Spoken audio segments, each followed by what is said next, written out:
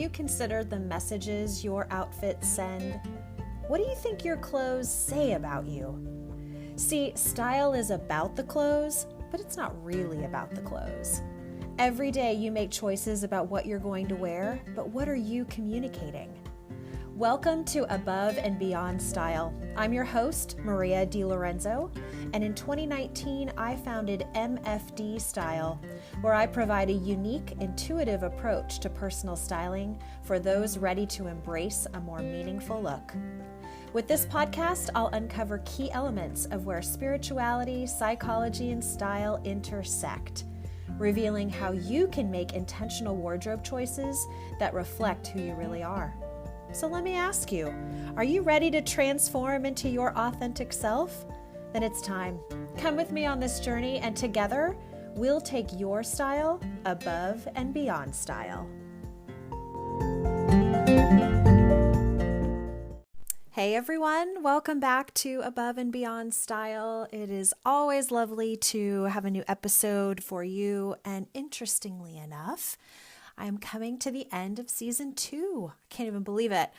I really wanted to set my eyes on this season with a very intentional purpose for how I wanted to share some additional messages. And I hope you've enjoyed this season because obviously I have brought in a host of different guests and perspectives, industry experts, personal clients, the whole kind of runs the gamut. And I've felt really empowered by a lot of the messages that have been shared by them through this conversation on the podcast. And if you haven't yet taken kind of even just a little perusal of all the different guests, their topics, and their expertise, I would really encourage you to do that because it is really rich. When I sit back and I look at those 10 episodes that are very much dedicated to those other voices, I can see the wisdom and I can see a lot of threads that were linking a lot of these conversations.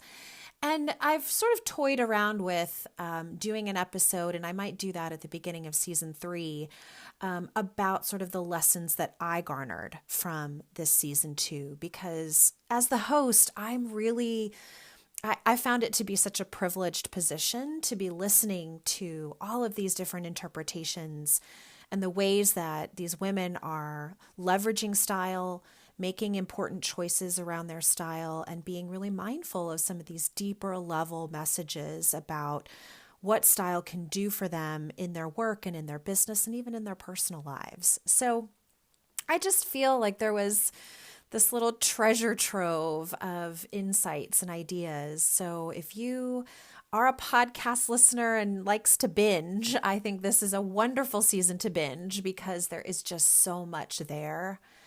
I know we're going into holiday times, and maybe you have a little bit more headspace as we enter the new year to really think about the ways you want to leverage wardrobe and style. And I think this is a perfect opportunity to do that.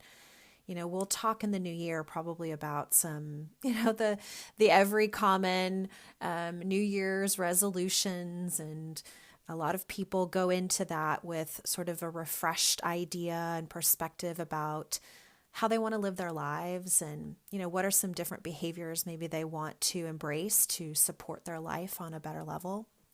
And I think style is one of those things that many people pick up again and sort of look at like, well, let me look at my closet and see if this really works for me. And I'm really, really excited about some clients that I already have on deck for 2023 who are new to me, but also some returning clients that are ready to kind of dig back in. So I think this podcast in season 2 has really highlighted the importance of paying attention to the ways that your wardrobe really can set you up for some important things in your life. And I think given, again, all their variety of industry experience and expertise, there's sort of a nugget there for pretty much anybody, depending on, wherever you are on your life journey, whether you're a parent, whether you're single, you're a business owner. There's just so many different perspectives that I think continue to be shared. And I'm really proud of it. So thank you for listening to this season, because I've really had the opportunity in the last couple of weeks to look back at those 10 episodes with guests and really felt very proud of the ways that those messages came forward. And I wrapped up this season with a few additional topics that hopefully you're finding interesting, because I really wanted an opportunity to talk to you about a few other things that felt important. I wanted to talk to you about that entrepreneurism choice that I made to go into business for myself. And I'm going to continue some of those conversations into season 3 around entrepreneurism and my method for how I sort of got into this and the ways that it's continuing to serve me as a business owner. I think there's a lot of insight and opportunity to share there, because nobody, I think, has the golden key to unlock how to be your own, business owner, how to own a business, how to venture into entrepreneurism. There's so many different methods and ways, but I do find it valuable to hear different people's stories. So I'm going to continue that chat. And hopefully you gained a little bit of insight around that big shopping week of after Thanksgiving, around Black Friday and Small Business Saturday. And maybe you put a little toe into Secondhand Sunday, looked at Cyber Monday, and of course Giving Tuesday. So, that episode in particular, I wanted to highlight the importance around secondhand shopping. And I'm going to continue to challenge you this season. If you haven't finished your holiday shopping, this is the perfect time to look at some secondhand sites or shops near you and see what's out there, because there's so much rich inventory to be used again.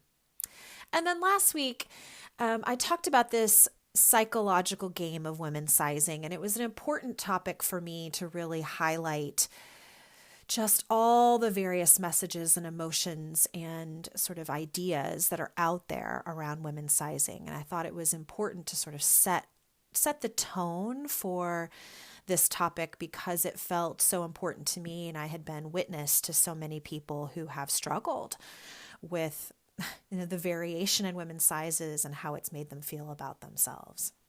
So in many ways, these last couple episodes are setting us up for today's episode. And I felt it important to kind of do a little recap, because today's episode actually is reflective of an article that I wrote back in the summertime for a publication that I often will do some contributions to.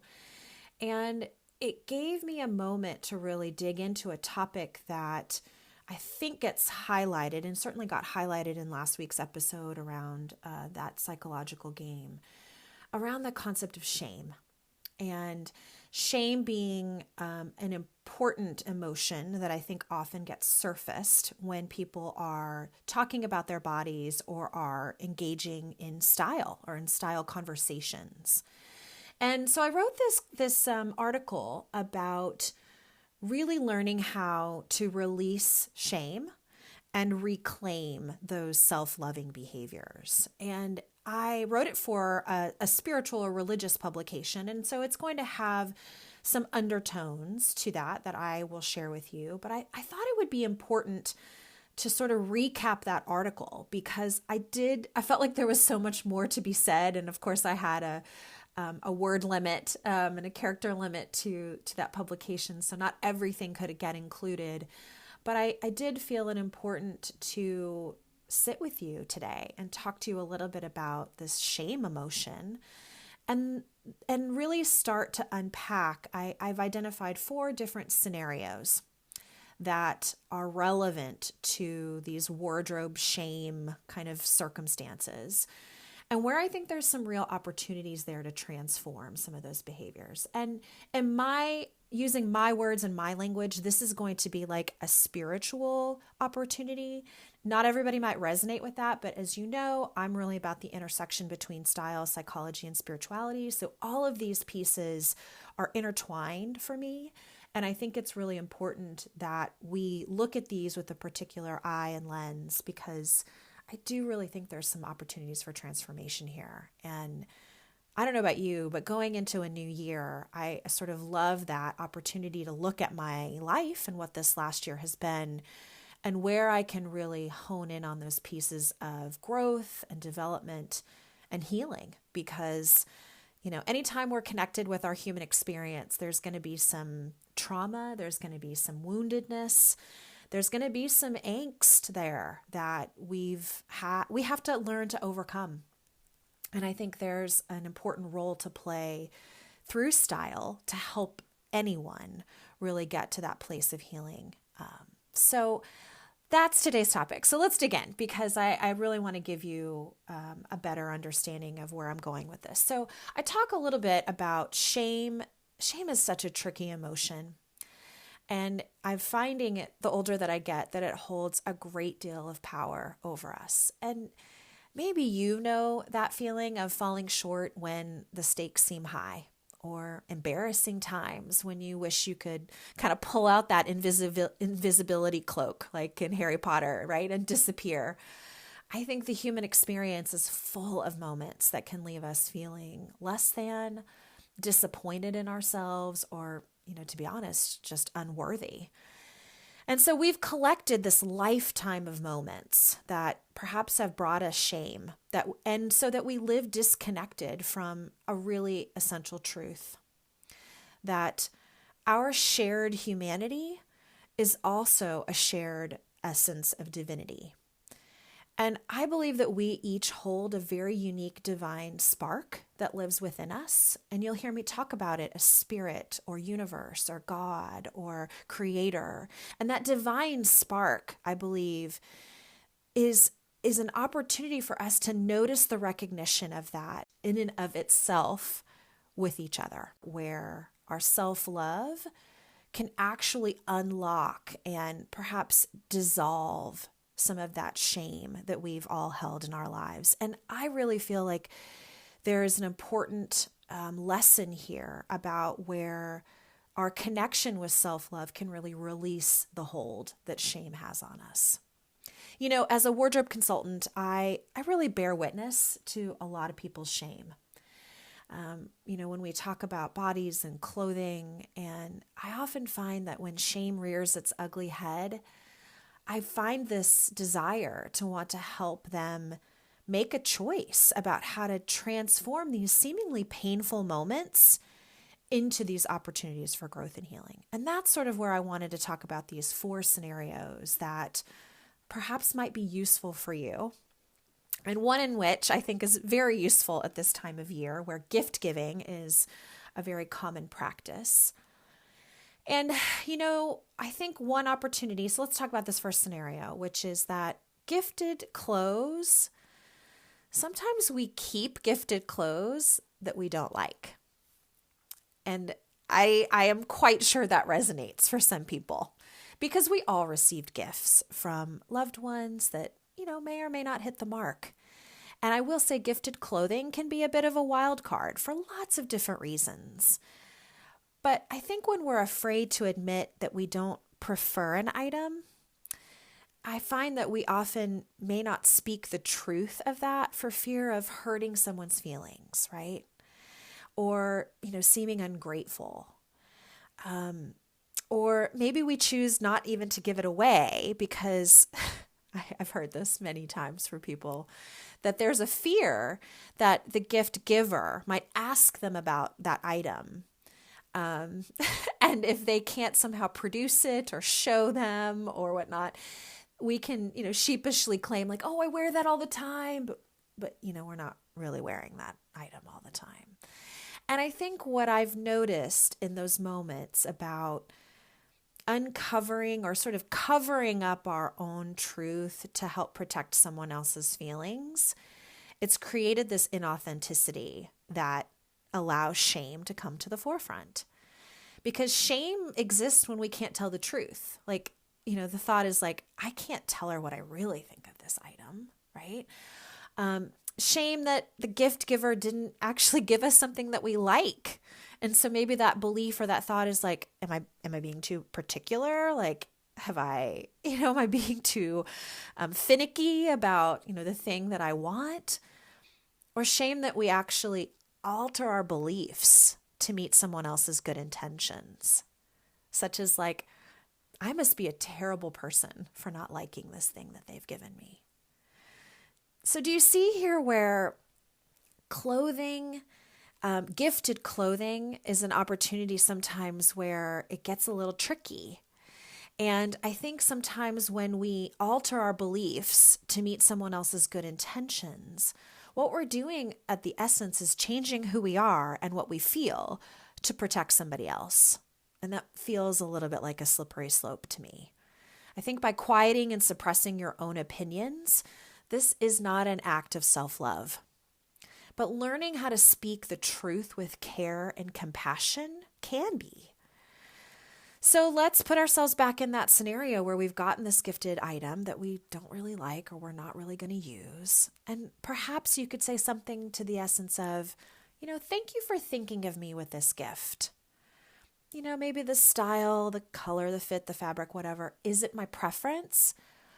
But I have somebody else in mind who would love to wear this, and I think it would be really great for them. And maybe that makes you feel really uncomfortable about speaking that much truth, but the truth that you speak is actually reflecting the love and the authenticity of your truth, right? That there's a comment there about I'm actually releasing myself from saying that I like something when I don't really like something. So I'll be curious if you will embrace that spiritual opportunity to release in authenticity and reclaim compassionate truth. The second scenario where shame, I think, shows up with our wardrobe is that we keep clothes that no longer fit us. And lots of people keep clothes and sizes that no longer fit them. And I'm finding that shame has a way of sneaking into these moments too. And sometimes I find there are two key questions to ask ourselves when we're in this scenario. Number one, do we keep these items as a constant reminder of where we haven't lived up to our goals or our expectations of how our body should look? Because that's true, right? Like when we come across the item that we used to fit in and no longer do, are you keeping that as a reminder about where you just didn't live up to? Perhaps you needed to lose weight or your body shifted, and so that that no longer looks good on you. And so is there a commentary or a thread that's going in your mind about kind of not living up to your own goal or expectation? Or are we keeping those items to use those items to motivate and inspire us to thrive? Now, obviously, I think you could see the self-loving choice is number two. When we choose to let those items go and donate them to someone else who might actually wear them, that could be one opportunity. But we can also choose to use those items as a reminder to maybe move our bodies or rest or eat well or drink plenty of water or just have more behaviors that are more self-loving and supportive of who we are. Or better yet, maybe we can choose to see ourselves as really beautiful and whole and whatever size we are, and stop measuring our worth by the number on a garment tag, like I was talking about last week. Do you see where the self-loving choice is ours to make about these clothes that for some reason we hang on to that no longer fit us? So I think the spiritual opportunity here is to release the painful triggers, those triggers of the clothes that don't fit us, and reclaim new ways to embrace the body that we occupy. In fact, I talked about in the very first season of Above and Beyond Style, I have an episode called The Clothes We Keep. I would recommend you listen to that because I shed a little bit more light on this whole concept of why do we keep these things if they're not really motivating us and inspiring us to be our best selves. Moving on to scenario number 3. How we speak to ourselves in the mirror.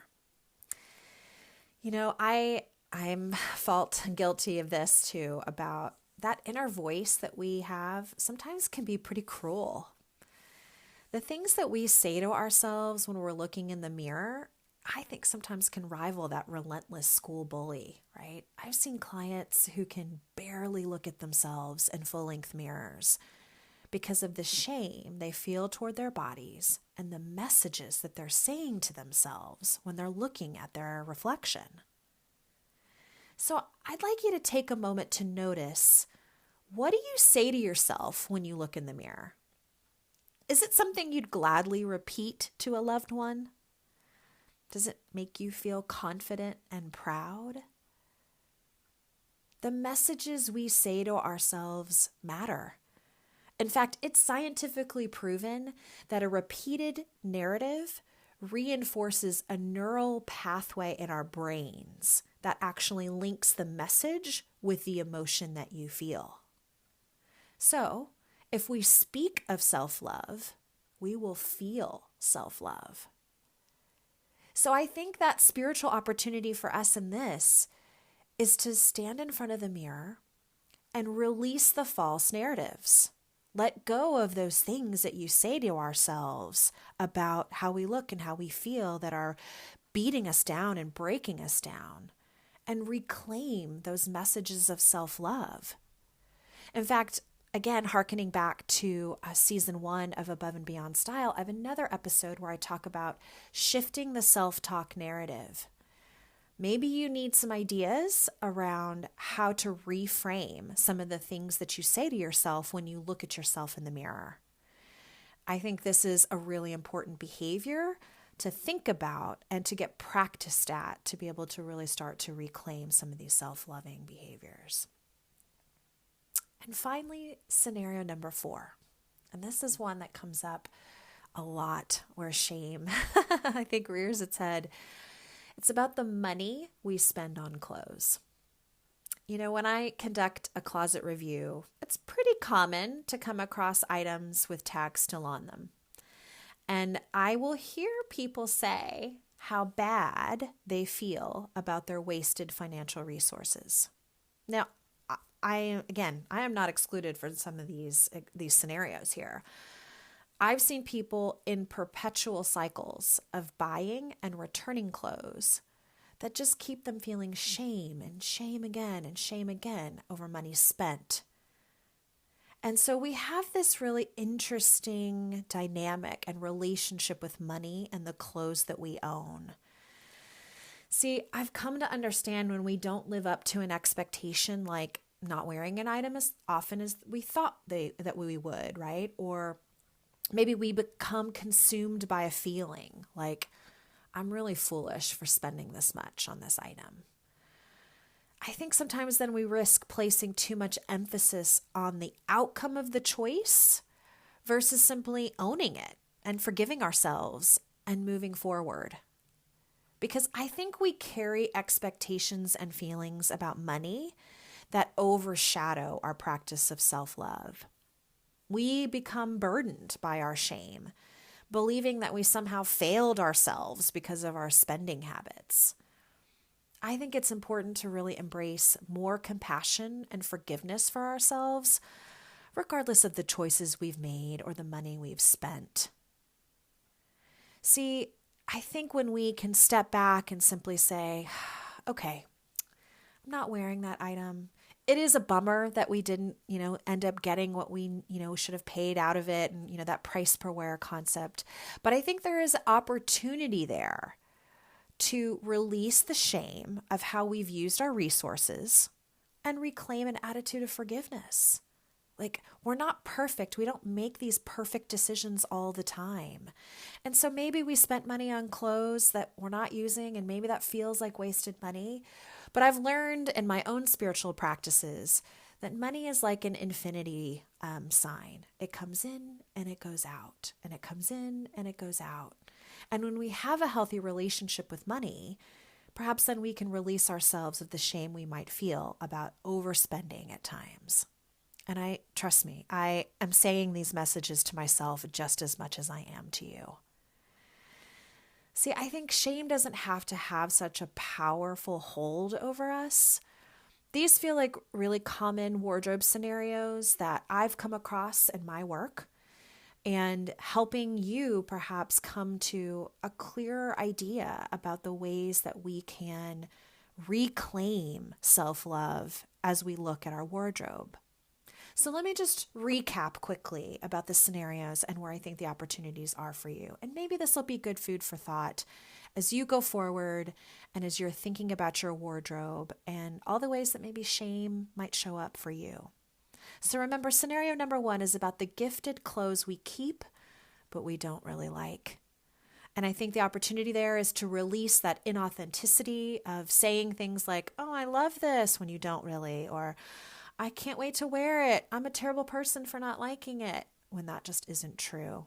And just reclaiming compassionate truth and offering the gratitude to the gift giver and perhaps sending that item forward to someone else who might want it.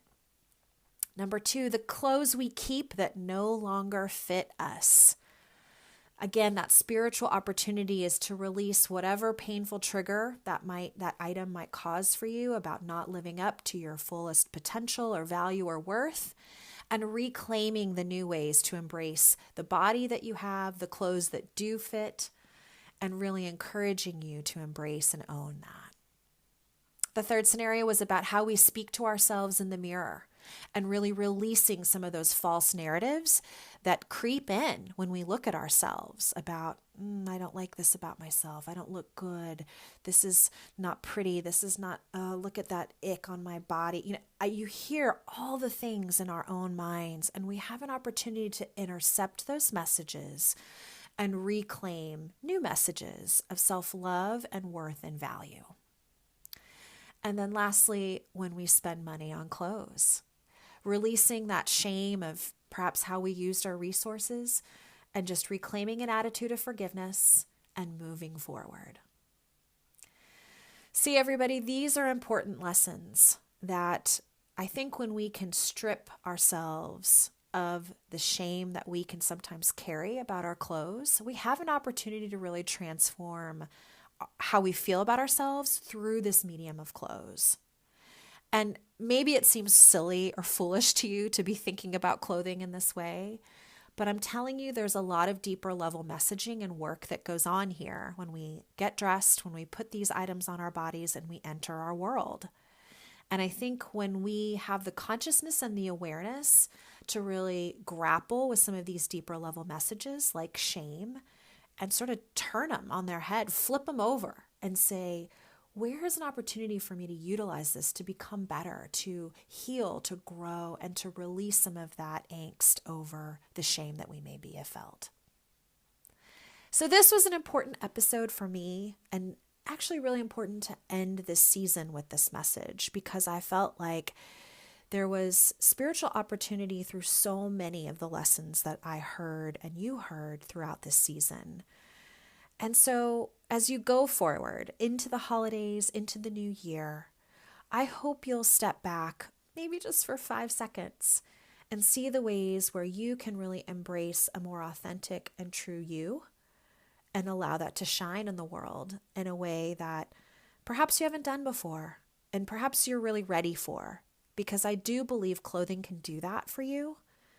And I will always be present and supportive of anyone who wants to go on that journey. And if you want to learn more about how I can support individuals in that work, reach out to me, send me a message, send me an email. I'm on Instagram, I'm on email, I have a website. You know how to contact me.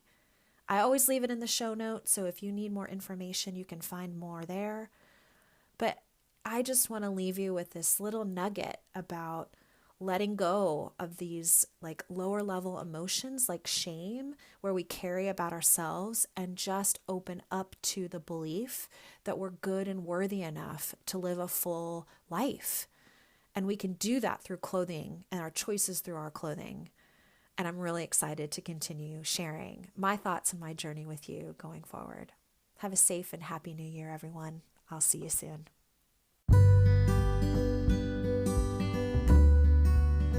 Thanks so much for listening today. If you enjoyed what you've heard, I would appreciate you taking the time to leave a review on the podcasting platform you're using, and share this episode with others who you think might really enjoy these conversations about personal style.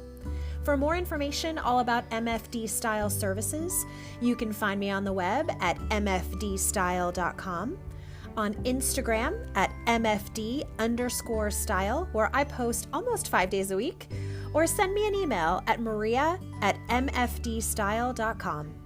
I also have a weekly email I send to subscribers, so I will include the link to that sign up in the show notes. So until next time, friends, remember to love yourself and then love yourself some more.